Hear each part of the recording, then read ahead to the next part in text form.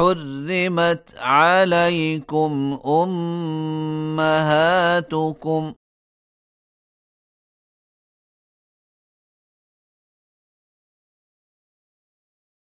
وبناتكم وأخواتكم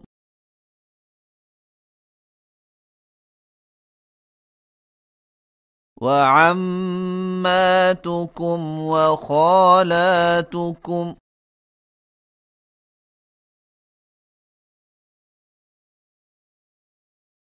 وبنات الأخ وبنات الأخت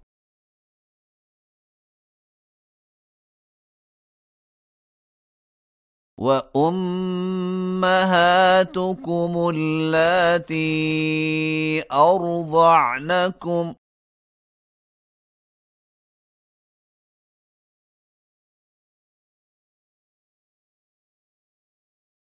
وأخواتكم من الرضاعة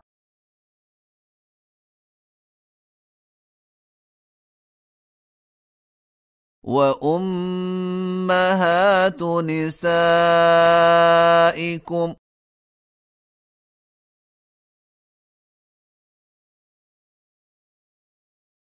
وربائبكم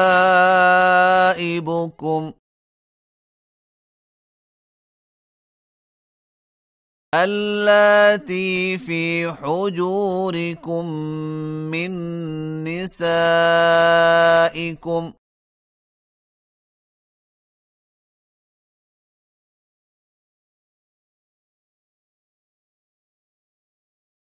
اللاتي دخلتم بهن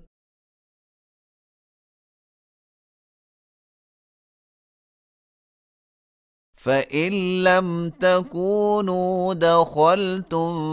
بهن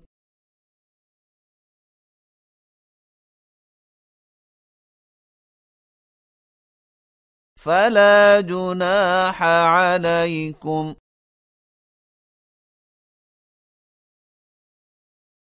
وحلائل أبنائكم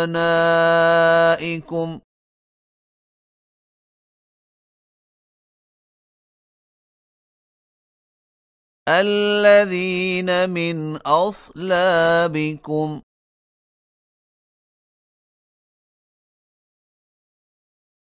وأن تجمعوا بين الأختين